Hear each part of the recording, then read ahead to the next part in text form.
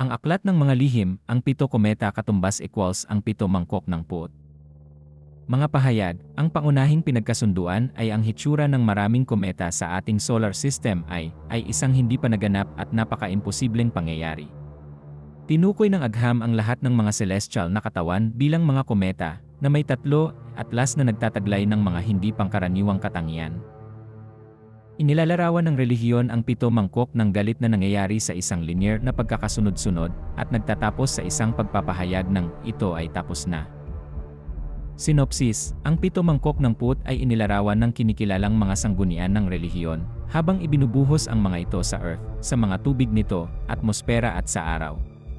Ang tanong ay paano mangyayari ang 7 pangyayaring ito, at maihatid sa Earth at Sun, gamit ang pag-unawa sa mahihirap na disiplina ng agham at pisika.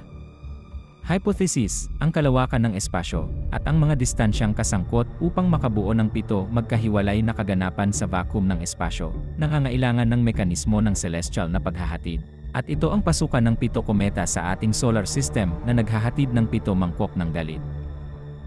Mada-download ng Patreon subscribers ang kumpletong pagsusuri na binubuo ng pagsusuri at pag-ingat sa Setyembre 30, 2025 mula sa pag-download ng subscriber, available sa 16 na wika.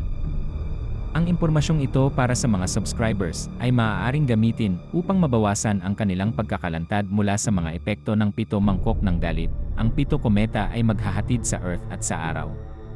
Ang nakasulat na salita ay nagbabala sa mga tagasunod nito, at ang mga pinuno ng relihiyon at agham sa kasalukuyan ay walang kamalayan.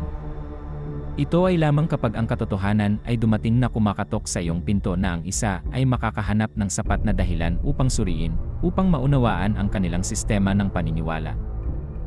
Hinihikayat ng proyekto ang lahat na yakapin ang kanilang pananampalataya o paniniwala at naglalahad ng pagkakataon sa mga hindi naniniwala, isang metodolohiya ng agham at sangkatauhan na may nakukuhang ebidensya na maaaring suriin at isaalang-alang.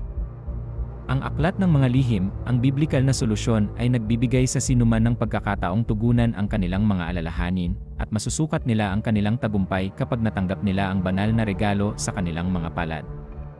Mga tanong, info@partnershipamerica.org